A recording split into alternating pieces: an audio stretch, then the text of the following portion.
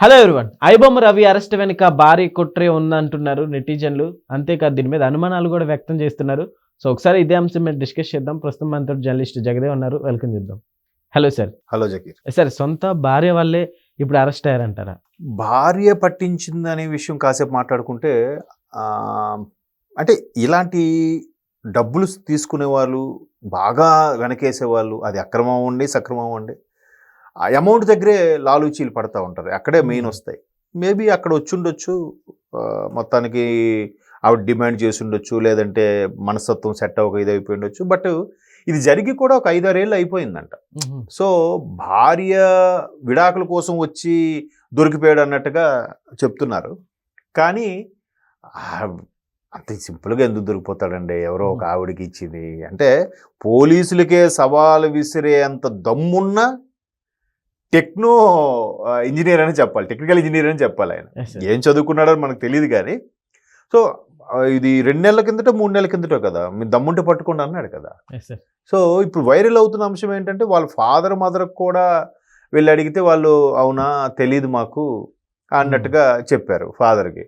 Maybe ఇప్పుడు పేరెంట్స్కి ఎక్కడంటే పలానా దగ్గర ఏదో ఉద్యోగం చేస్తున్నానో సాఫ్ట్వేర్ ఏదో చెప్తాడు, వాళ్ళకి ఏం తెలుస్తుంది? పేరెంట్స్ కూడా మాకు పోషిస్తున్నాడా లేదా చూస్తున్నాడా లేదో అనుకుంటారు. కానీ మేబీ అమౌంట్ పంపిస్తుంటే మా అబ్బాయి పంపిస్తున్నాడు అనుకొని హ్యాపీగా ఫీల్ అవుతారు.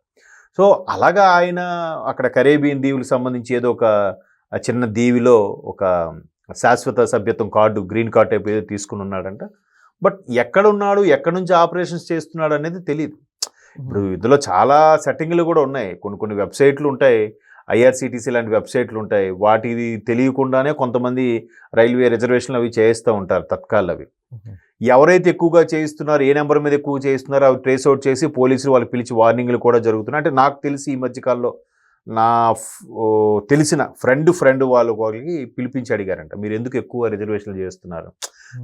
మనోడు ఏంటంటే చుట్టుపక్కల ఉండే అందరూ ఫ్రెండ్స్ వాళ్ళెవరు కూడా అయినా కూడా రిజర్వేషన్ చేస్తూ ఉంటాడు ఫ్రీగానే. డబ్బులు ఫ్రీగా in the sense ticket fair వాడికి ఇచ్చేస్తాం అంతే, ఎక్స్ట్రా ఏం ఛార్జ్ చేయడు. కాకపోతే వాడు కొంతమందికి కొన్ని ఐడియా ఫాస్ట్గా ఉంటుంది, ఫింగర్ టిప్స్ మీద టకటకట కొడతారు. సో బట్ వాళ్ళకి పోలీసులు పిలిచి మీరు ఇలాగా నెలలో ఒక 56 టికెట్లు కొడుతున్నారు ఒక్కొక్కరికి. అంటే ఇంతకుముందు ఐఆర్సిటీసీ కూడా తర్వాత లిమిట్ పెట్టేసింది, ఇంతకుముందు లిమిట్ ఉండేది కానప్పుడు అలా చేసేవాడు ఆయన. సో మీరు అలా చేయడం కరెక్ట్ కాదంటే ఆ అబ్బాయి ఆపేశాడు. సో ఇలాంటి టెక్నాలజీ చాలామంది వాడుకొని దాన్ని ఇల్లీగల్గా, ఇప్పుడు ఈ సినిమాకి సంబంధించి ఏదైతే ఉందో 1000 కోట్లు ఖర్చు పెట్టారని చెప్పి ప్రభుత్వాల దగ్గర పెర్మిషన్లు తీసుకొని బెనిఫిట్ షోలు అవి వేసి టికెట్ 300, 500 ఉన్న సందర్భాలు కూడా జరుగుతున్నాయి. సామాన్యుడు వెళ్ళగలడా అంటే క్వశ్చన్ మార్కే. ఇప్పుడు ఎలా అయిపోయిందంటే బీసీ సెంటర్లో కూడా, ఏ క్లాస్ సెంటర్లో ఓకే ఈ ప్రైస్ ఉండొచ్చు, మల్టీప్లెక్స్లో బీసీ సెంటర్లో కూడా ఈ డిస్ట్రిబ్యూటర్లు లేదా కొంతమంది ప్రొడ్యూసర్లు ఆ థియేటర్స్ అన్నిటికీ లీజుకి తీసుకోవడం, ఈ చిప్పులు వచ్చేసాయి. ఒకప్పుడు అంటే రీల్స్ బండిల్స్, ఒకే బండిల్ ఇక్కడ షో ప్లే చేశాక అక్కడ పంపించాలి, మధ్యలో ఏదైనా గ్యాప్ వచ్చి ట్రాఫిక్ జామ్ అయినా, బండిల్ మిస్ అయినా సినిమా ఇబ్బందులు ఉండేవి. నాకు బాగా గుర్తు, చదువుకునే రోజుల్లో మృగరాజు సినిమాకి అనుకుంటా బండిల్ ఒకే బాక్స్ అనేవారు. బాక్స్ ఒకటే వచ్చింది, 2 థియేటర్లో ప్లే చేస్తున్నారు.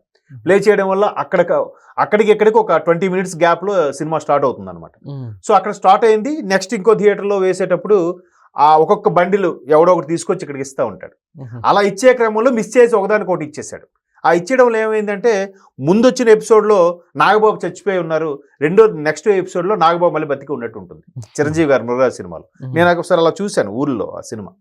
అలాగా అప్పుడు బాక్సుల సిస్టమ్ కాబట్టి అలా ఉండేది. ఇప్పుడు చిప్ వచ్చేసింది కాబట్టి అంత త్రూ శాటిలైట్ వాళ్ళు ఏదో కోడ్ ఇస్తాడు, ఆ పాస్ కోడ్ సబ్ ఓటీపీ లాంటిది ఏదో, దాన్ని ఎంటర్ చేస్తే సినిమా సార్. అయితే ఇప్పుడు రవి అరెస్ట్ వీడియోస్ ఏవైతే వస్తున్నాయో శాటిలైట్ ఛానల్ కావచ్చు, యూట్యూబ్లో, ఆ వీడియోస్ కింద రవి అరెస్ట్ అని చాలా మంది వ్యతిరేకిస్తున్నారు సార్ పబ్లిక్. దీని గురించి ఏం చెప్తారు? అరెస్ట్ను వ్యతిరేకిస్తున్నారు, అరెస్ట్ని వ్యతిరేకిస్తున్నారు. అదే చెప్తున్నా. ఇప్పుడు ఈ థియేటర్స్ కాన్సెప్ట్ చెప్పాను కదా, చిప్పులు వచ్చేయడం వల్ల రూరల్ ఏరియాలో ఉండే థియేటర్స్కి కూడా మినిమం 100-150 కాస్ట్ పెడుతున్నప్పుడు ఎవరైతే ఈ ఐబొమ్మ ద్వారా అలవాటు పడి ఫోన్లో చూడడం స్టార్ట్ చేశారో వాళ్ళందరికీ ఒకసారి అబ్బా 100 రూపాయల 150 రూపాయలు పెట్టుకున్నాలా అనే పరిస్థితికి వెళ్ళిపోయారు.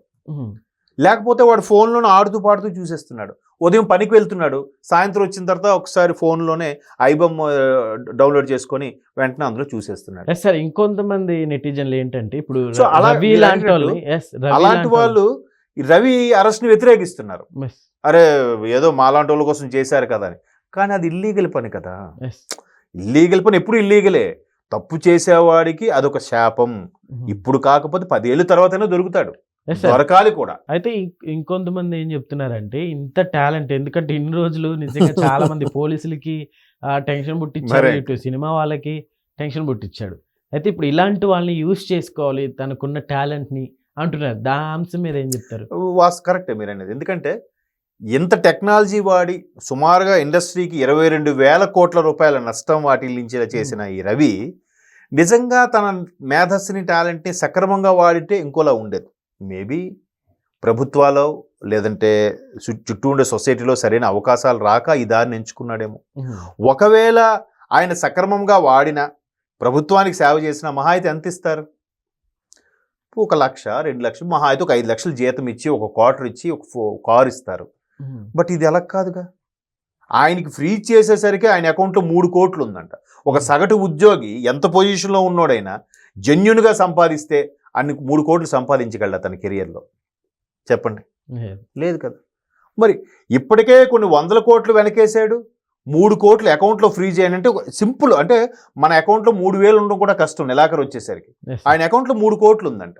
సార్ ఇప్పుడు ఈ డబ్బు అంతా కూడా తనకి రిటర్న్ ఇవ్వడం జరుగుతుందా? అండ్ ఎలాంటి శిక్షలు పడతాయి? ఫ్రీజ్ చేసేది ఇంకోటండి. ఫ్రీజ్ చేశారు, అరెస్ట్ అయ్యారు. అది కూడా రెయిన్బో విస్తాస్ ఏదో అపార్ట్మెంట్లో దొరికారంట ఆయన.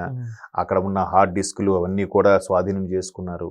మీరు అన్నట్టు ఆ వైఫ్ విడాకుల కోసం కాదు, కానీ ఇంకా ఏదో అంశం మీదో లేదా ఇంకేదో ఇంకొంతమంది ఈయనకి ఇవ్వాల్సిన అమౌంట్ లావాదేవీల కోసం ఈయన వచ్చాడు. అంటే అదే 1x బెట్ అని ఏదో బెట్టింగ్ యాప్లు ఉన్నాయి. మీరు అబ్జర్వ్ చేస్తే ఆ సినిమాలో డౌన్లోడ్ చేసిన వాళ్ళు చాలామంది చెప్పింది ఏంటంటే అది ప్రింట్ అది క్లారిటీగా ఉంటుంది, కానీ కింద 1x బెట్ ఏదో యాప్ వస్తుంటుంది. సో ఆ యాప్ ప్రమోట్ చేసేలాగా వాళ్ళ దగ్గర డబ్బులు తీసుకున్నాడు. ఆ లావాదేవీలు డబ్బులు తీసుకోవడానికి వచ్చినప్పుడు ఈ విధంగా దొరికిపోయాడు. బట్ పోలీసులు కూడా ఎప్పటి నుంచో మాటు వేస్తారు కదండి. ఈయన పోలీసులకి సవాల్ విసిరాడు. ఇది సైలెంట్గా ఈయన పని చేసుకొని ఇంకో దగ్గర దేశం దగ్గరికి వెళ్ళి, లేదు ఇంకో IP అడ్రస్ మార్చో ఇంకేదో చేస్తే ఇంకొన్నాళ్ళు కంటిన్యూ అయ్యేవాడేమో. బట్ తప్పు చేసిన వాడికి శాపం ఉంటుంది కాబట్టి దొరికిపోయాడు. దొరికిపోయిన తర్వాత ఆ యాప్ల వాళ్ళ ద్వారా ఏదో ట్రాన్సాక్షన్ దగ్గర దొరికిపోయాడు.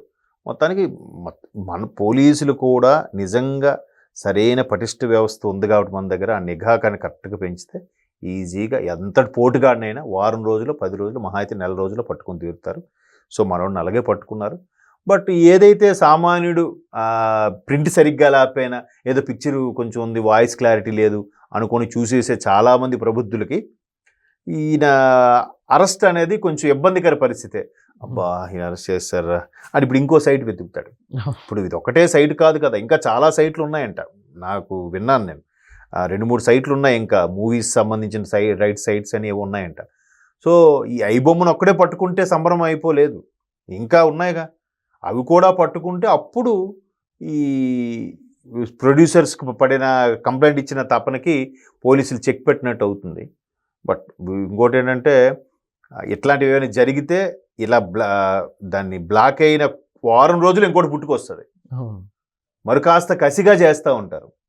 బట్ ఎప్పుడు కూడా శతకోటి దరిద్రాలకి అనంతకోటి ఉపాయాలు అన్నట్టుగా ఇట్లాంటి దరిద్రాలన్నీ అవుతున్నప్పుడు మళ్ళీ వాళ్ళు టెక్నాలజీ వాడి ఇంకోటి కొత్తగా టెక్నాలజీ కనిపెట్టడం జరుగుతుంది. అంటే జనరల్గా టెక్నాలజీని బ్రేక్ చేయడానికి ఎక్కువ మంది ఇష్టపడతారు. అబ్బా ఈ టెక్నాలజీ కూడా బ్రేక్ చేసి వాడేనరా అన్నట్టుగా. కాబట్టి చూద్దాం, ఇక్కడతో ఆగదు. మళ్ళీ ఇంకెవడైనా ఈ రవి లాంటి ఇంకెవడనో స్టార్ట్ అవుతాడేమో, మరి చూడాలి మరి. Okay sir, thank you.